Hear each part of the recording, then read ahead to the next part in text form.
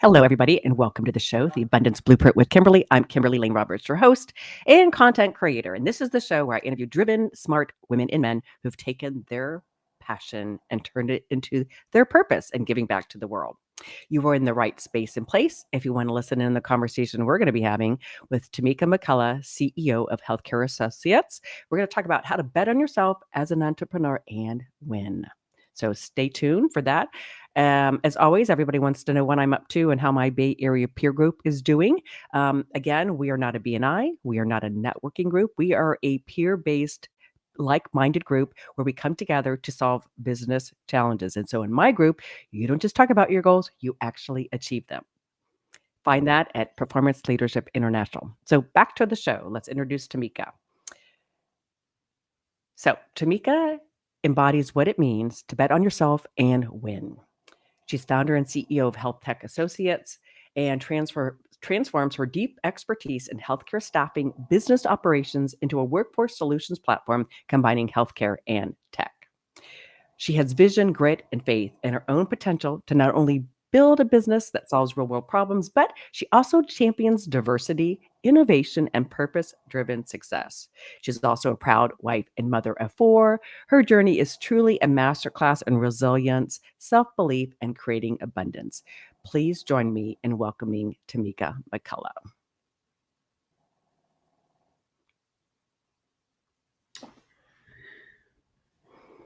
There she is. Hey, Tameka, how are you? Hi, Kimberly. Thank you so much for having me. Doing well. How are you? Good. So nice to have you join the show. As always, I like to begin the show by asking, what does abundance mean to you? And you've shared that it's really living in a place of gratitude, alignment, and purpose. It's about knowing that there's more than enough. And I love how you've spent it even more in that enough, not just for you, but for everyone. And when did this kind of become your kind of mantra or thought about abundance? I think throughout my career, I've had a lot of mentors or individuals that just have kind of showed me the importance of knowing what a competitor is versus what collaboration really should look like. So as I've taken a little bit of that along the way, just really realize, listen, there is enough, not only opportunity for success out there for all of us, but for love. And in order to preserve one's peace, it's really just about achieving your goals and really understanding that we all can do that together. No, I think that's a really healthy way to look at things, and it's really true. I think we achieve more through collaboration, and there certainly is enough to go around, even if we might be competitors too. So, Absolutely. Yes, I love this. Your pivotal moment, really, in your journey was shaped by the women in your family and your mother, your grandmother, and great grandmother. So, share me more about how they've been influential in your life. This to me is just a great story. Oh, thanks. Let me tell you, I mean, my mom, just since I was little, I always remember her and her entrepreneurial spirit. I mean, whether it is opening up clothing stores and I mean, restaurants from my great grandmother and real estate from my great grandmother. And I think between those two women alone, and just I've learned a lot about, once again, betting on yourself and not being scared to let your creative juices flow.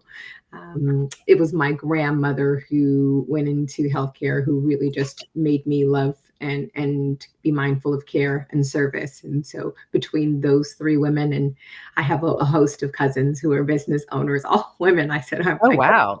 I That's come from awesome. a What family. Yeah, team community. Wow.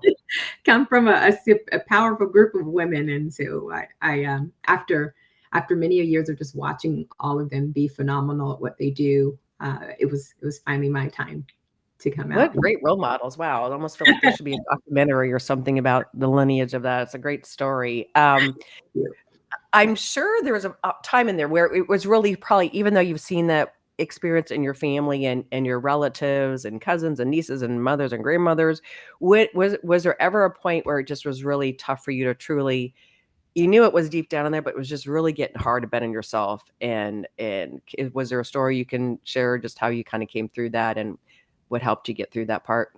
Sure. I mean, I've always been working in large corporate. So for me, that was just my mindset. That's where I'm going. I would say the smaller boutique firm that I worked for before starting my own company, I had a CEO who was just really brilliant, always out there. He showed no fear and constantly told me, don't second guess yourself. You have it.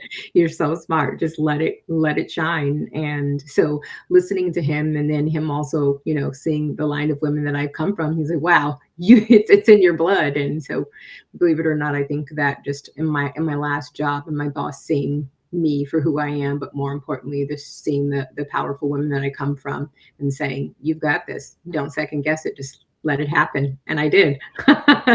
So that's kind of what encouraged you to take the leap to start HealthTech Associates? That's what had me Wow. take the leap. Yeah. I mean, I love staffing. I've been in it for a while, and I've just been in it from a corporate side, right? And I'm understanding that there was a huge Fortune 500 business backing my decision. So it takes a lot of betting on yourself to now be the one to be the decision maker and the Yeah. financial. Yeah. If you're right, because if you won't bet on yourself, you can't get anybody else to do it, You right? sure So, cannot.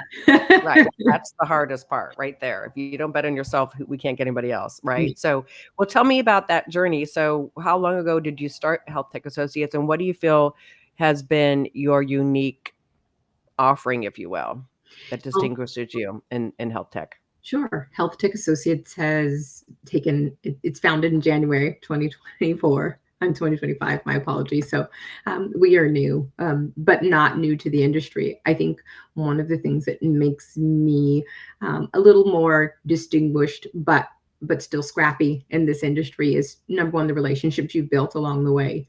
So I'm very grateful for those, but also just being in the hub of tech in the peninsula, but also on the forefront of some very great learning and teaching hospitals. I have the healthcare passion and the technology both combined in one area. So being able to stay on the forefront of what's new in tech, but also what are the most cost efficient yet great work solutions on the healthcare side is also something I'm passionate in. So being in the middle of all of that has been something that my clients have appreciated the most. Cool. And so, are you providing tech solutions for healthcare? Or are you also, recruiting for tech people in healthcare? Or are you actually also recruiting healthcare specialists too, like say a surgeon or yeah? All three. I know. Sounds Oh, crazy. I thought so, but I want to make sure nobody gets confused here. So You're doing all we all know three. what you're excited. So Yeah. So we are first and foremost always a healthcare staffing agency, but I think far more than just providing the staff, you need to be able to have your subject matter experts that helps with providing solutions. So that could be going through cost savings exercises with the HR talent team. It could very well be, well, what is your new employee health record solution that you're utilizing, and helping with project management and implementation. So there's so many different facets that we bring to the table for healthcare. And then on the technology side, there is also the tech companies that we're helping out as well. But more importantly, then you get the biotech, who's a little bit of both. And so we show love to every single one of those industries, just being familiar with what they're all looking for. cool. Now, would you have background specifically being a healthcare practitioner, just out of curiosity, or you just I relatives that have, or how'd you get into that piece of it? Great. I am, believe it or not, the only one that is not in healthcare except for in the staffing side. So I come from a long line of nurses and, and therapists. Everyone in my family's in healthcare. I told them, well, I step into the hospital. Does that count? I'm just staffing. Yes, it does.